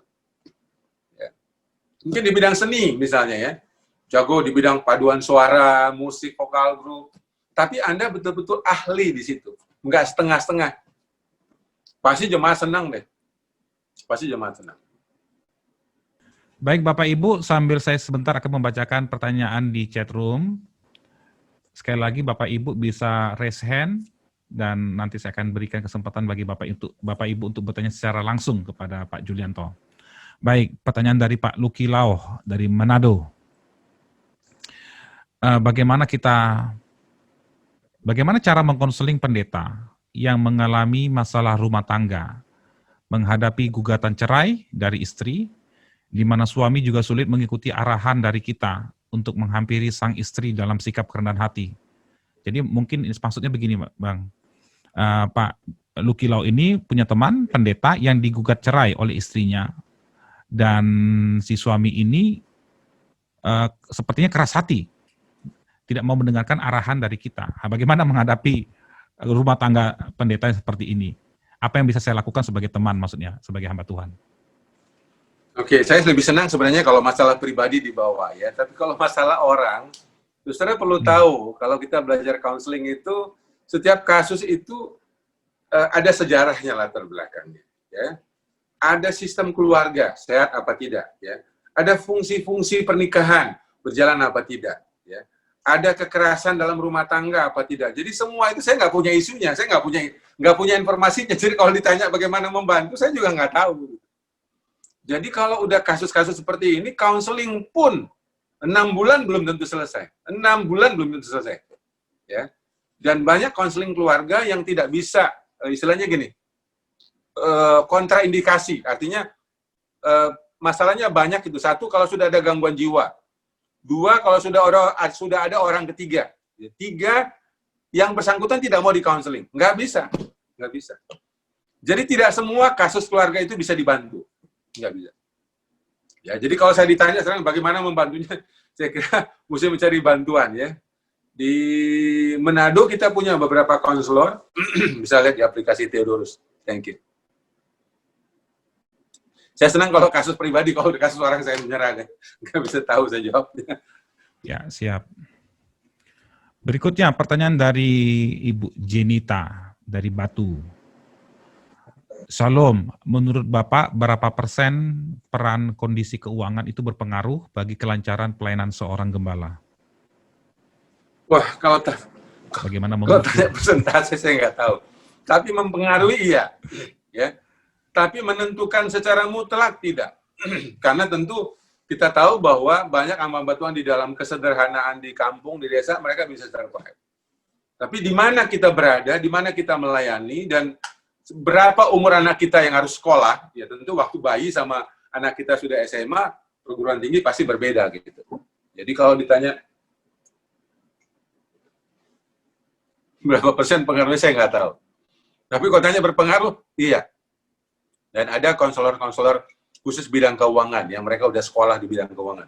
Jadi sampai bidang keuangan pun ada spesialisasi konselor bidang keuangan.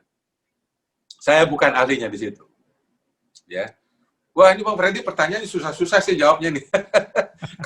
Tapi intinya bahwa saya mau mengatakan begini. Saya dulu waktu anak saya kelas berapa ya? Kelas 4 kali ya. Waduh, kita baru mulai lembaga LK3 namanya. Nggak ada gaji, nggak ada sponsor, jadi saya pikir-pikir, saya ini mau sekolah, anak saya mau sekolah bagus-bagus, kok saya mau bayar uang sekolah aja susah gitu. Nah, lalu saya dalam hati begini, saya mau anak saya sekolah baik. Diskusi sama istri saya, Ma, kan uang kita ini udah habis, tabungan kita udah habis, deposito kita udah habis.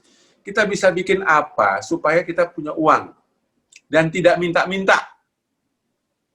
Istri saya kasih ide. Gimana kalau kita nulis buku? Waduh, saya ini masih punya luka, pernah kirim buku ke penerbit, nggak dijawab juga nggak. Tapi istri saya tantang, gimana kalau kita menulis buku? Lalu saya buka semua komputer saya waktu sekolah di Reform.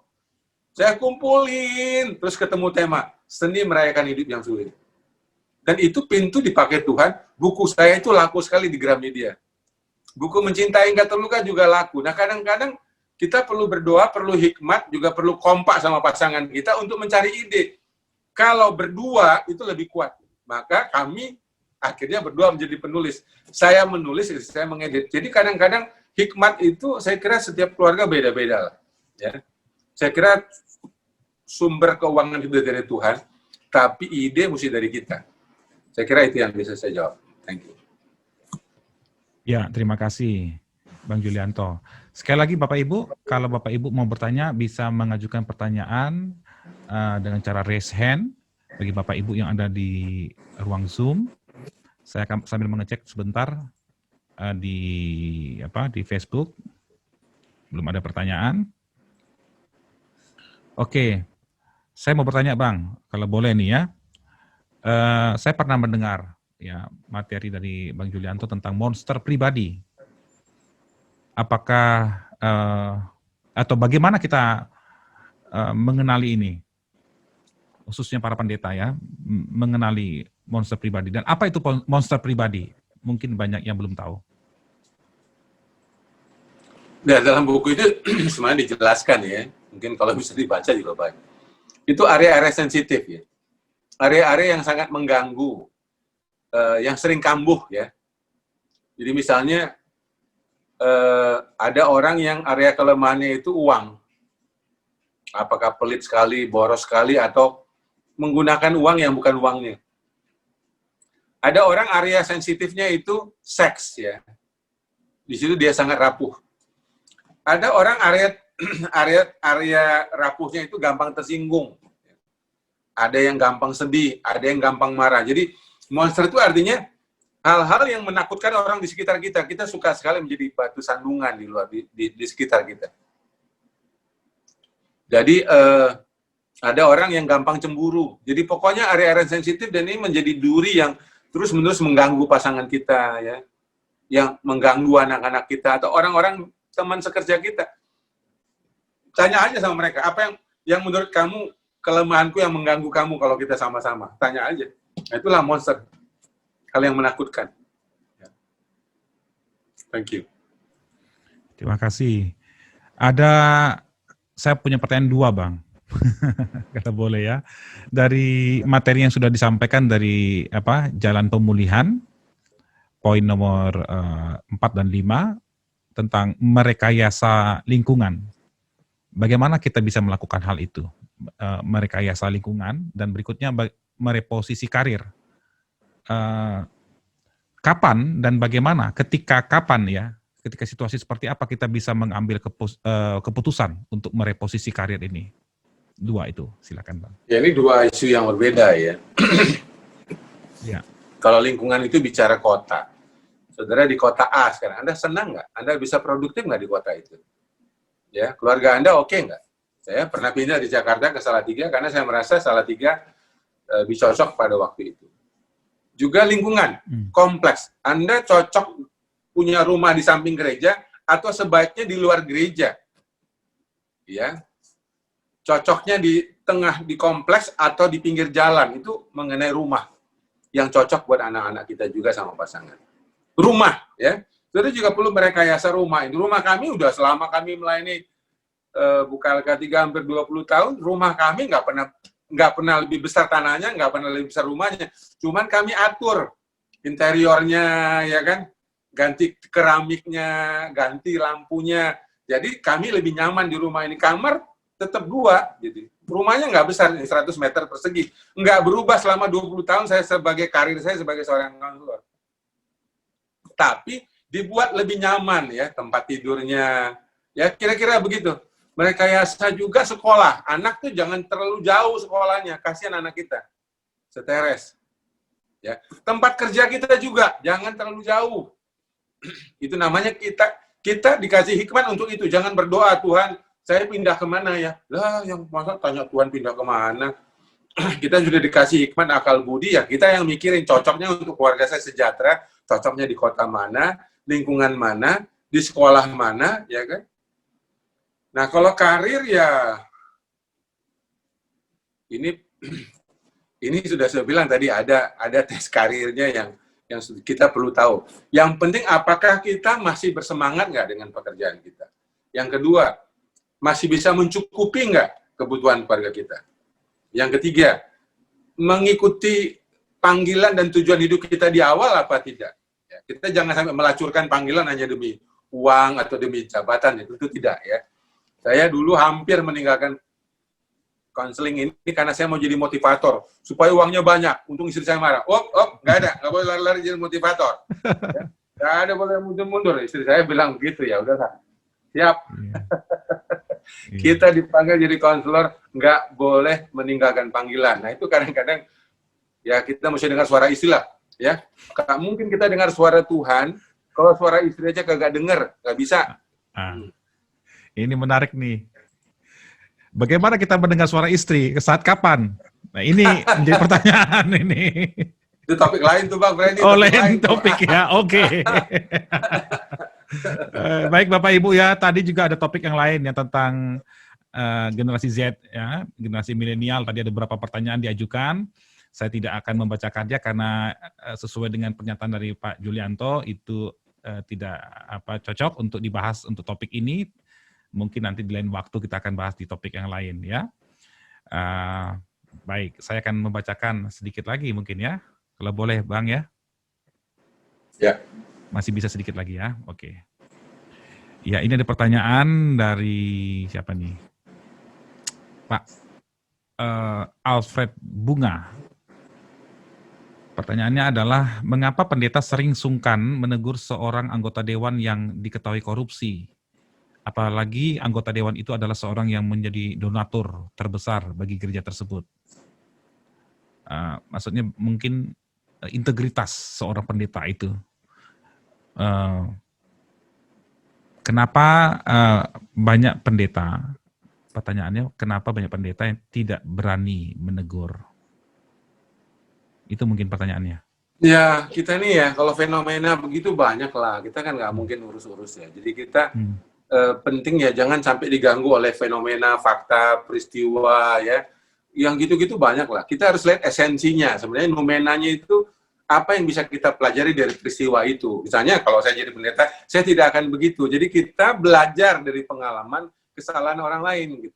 Yang kedua adalah jangan lupa bahwa ada seorang pendeta salah bukan karena dia salah. Sistemnya dia bekerja tidak menjaga dia untuk seperti yang saudara harapkan.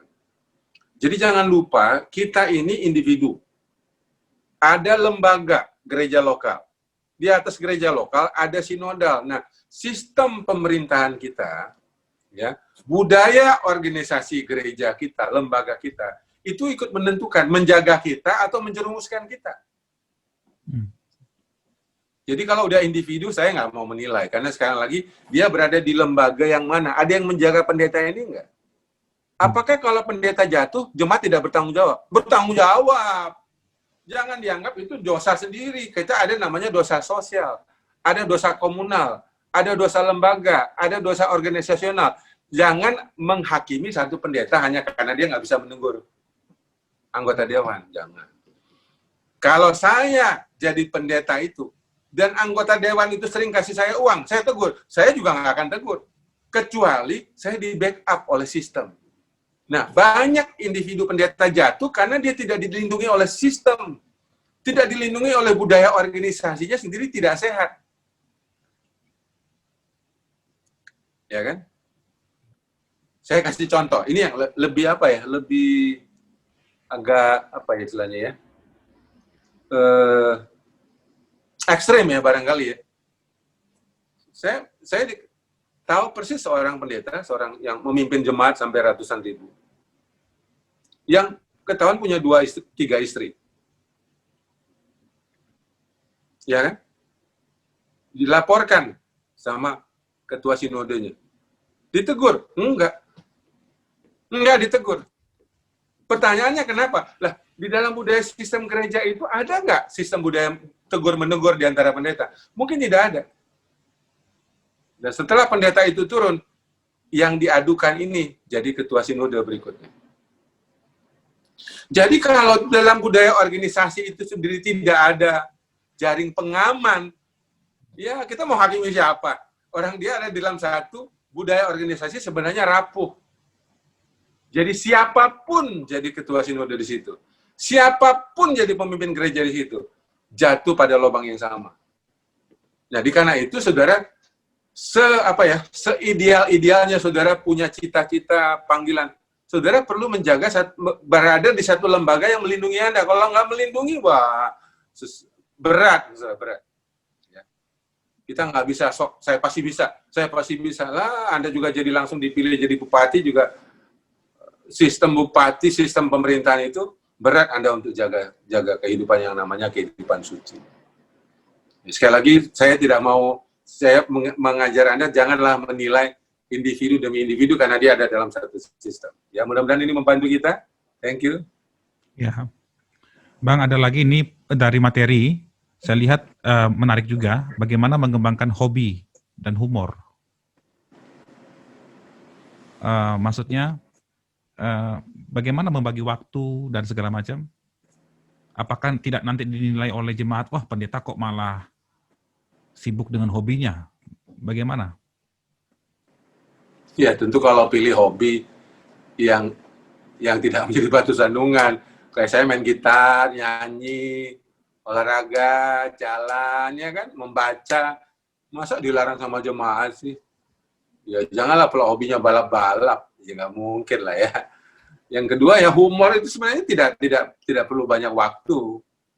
Ya saya dulu belajar humor dengan baca buku-buku leluconnya Gus Dur, baca buku 100 humor Gus Dur, baca jadi ketawa gitu. Nonton Tukul, ya kan? Nonton stand up comedy. Saya ini orang dulu kaku, tukang marah, makanya karena saya luka batin. Saya galak, marah, kasar, ya kan? Sampai itu saya bilang, Pak, anak-anak kita udah mau remaja, janganlah kasar gitu, jangan kaku lah, ya, fleksibel dikit. Udah saya ke Gramedia, cari bukunya Gus Dur, 100, ya ketawa-ketawa, lucu juga ya, saya nonton Tukul, ya, Jadi saudara, kita dengan lucu itu ada jembatan komunikasi sama anak-anak kita ya. Coba Iya. muka kita galak gitu ya, anak-anak kita langsung masuk kamar. Ih, bapak pulang gitu. Saya kira itu nggak perlu banyak waktu, Bang Freddy. Hobi. Iya, kayaknya masalahnya sekarang kan pendeta tuh banyak jaim ya. Ketawa aja mungkin mesti hati-hati, takut image-nya jadi rusak. Iya, iya. Banyak pendeta kan juga nggak bisa humor, ya kan? Iya, iya, Ngomongnya harus yang selalu rohani. Iya, iya. Jadi Nanti nggak panjang umur. menarik sekali ini materi dari Bang Julianto. Terima kasih. Baik Bapak Ibu, saya pikir waktu kita sudah cukup dengan Pak Julianto. Saya mempersilakan mungkin kepada Pak Julianto untuk memberikan statement penutup dari semua materi tadi. Silakan. Ya, sebenarnya kita sebagai pendeta yang berbeda memang posisi kita, jabatan kita. Tapi kita manusia yang sama dengan profesi yang lain, nggak ada yang berbeda gitu. Yang kedua, jemaat itu tidak butuh pendeta yang sempurna. Mereka cuma butuh pendeta yang jujur aja, yang berani menjadi dirinya, yang bisa dibaca, ya, yang bisa yang bisa diandalkan. Dan kita perlu perlu juga berhenti menuntut diri kita sempurna, ya. Karena pada waktu kita menerima diri kita apa adanya, bahwa kita tidak sempurna, waktu itu kita berhenti menghakimi orang lain, dan menghakimi bersama kita. Kami banyak menangani kasus-kasus LGBT ya, dari sejak tahun 2002. Kami merasa yang membedakan kita nggak ada, kita sama-sama manusia berdosa ya. Dan saya perlu belajar dari Paulus, dia mengatakan dari semua orang berdosa, akulah yang paling berdosa. Jadi terus kita hanya bersyukur panggilan kita sangat mulia. Saya kira itu saja, dan kalau bekal sudah mulai habis, ya sekolah lah, ikut kursus lah, ikut training lah, baca buku lah. Ya. Dan sekali lagi terima kasih Bang Freddy untuk kesempatan ini. Saya memperkenalkan buku saya yang terakhir, yang baru kami tulis, mungkin buku yang ke-27 atau ke-28 ini ya. Judulnya sudah menjadi sesama bagi LGBT. Ini juga baik untuk mendampingi untuk orang-orang yang punya masalah di dalam masalah orientasi seksualnya.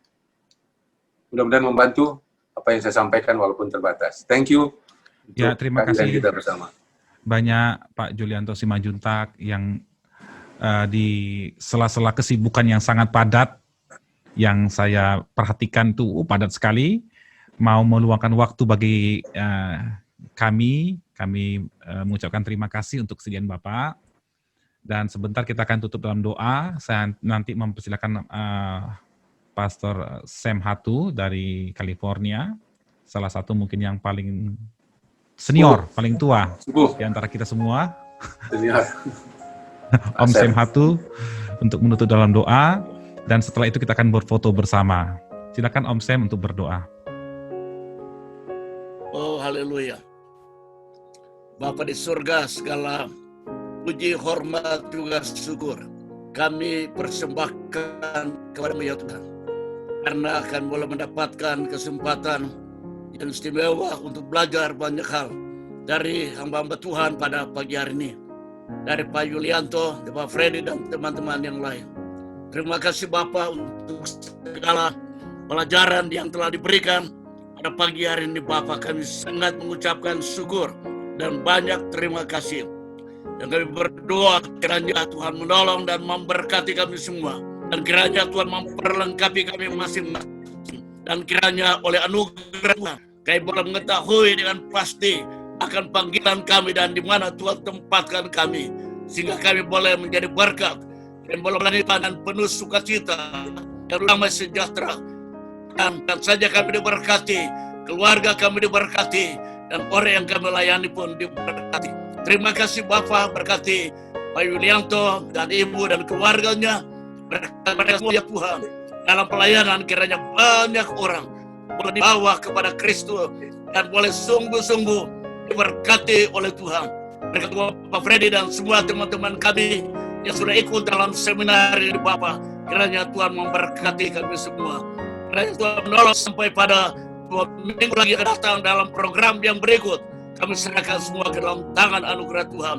Terima kasih Bapak, sekali lagi kami mau merendahkan diri kami di hadapan Tuhan. Tuhan kuduskan, Tuhan sucikan, dan ampuni kami kalau tidak berkenan kepada Tuhan. dalam kehidupan kami sekecil apapun juga.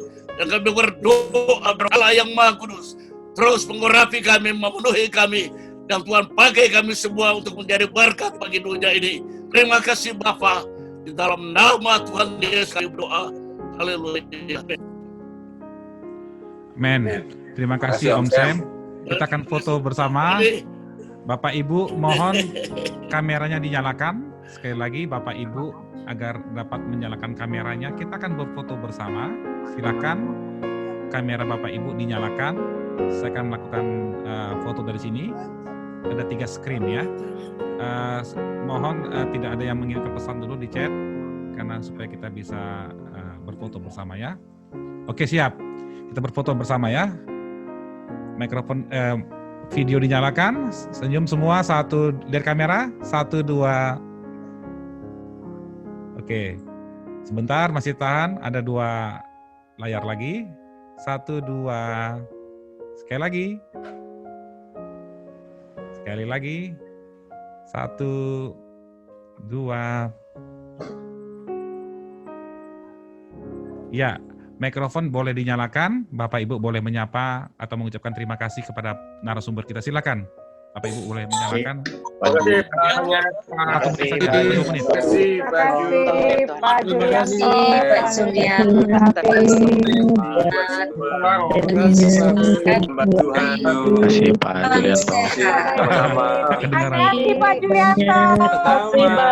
Julianto.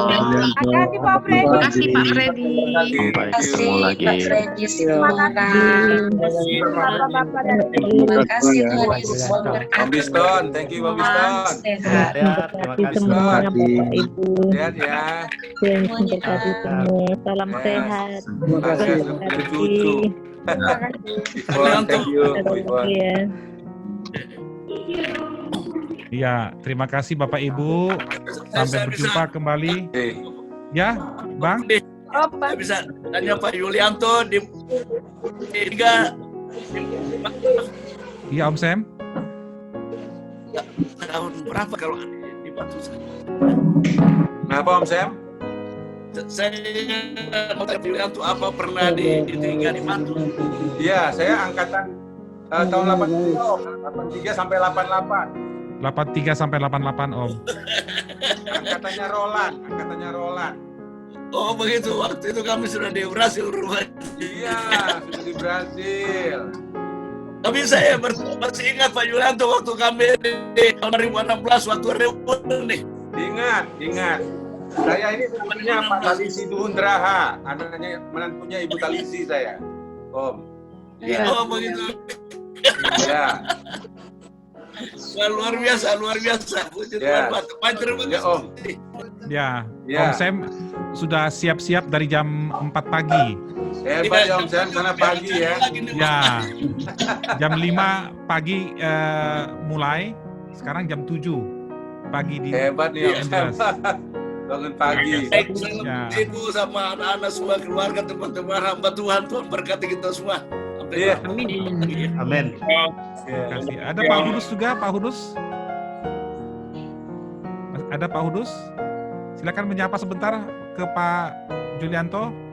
Shalom Pak Hudus. Shalom Pak Julianto. Terima kasih. Shalom. Ya. Jaring. Ya. Sama. Thank you. Pak Hudus adalah koordinator kami. Beliau Di mana tinggalnya? paling senior dari National GPA. Tinggal di mana? Di Beliau- Malang Pak Julianto. Malang.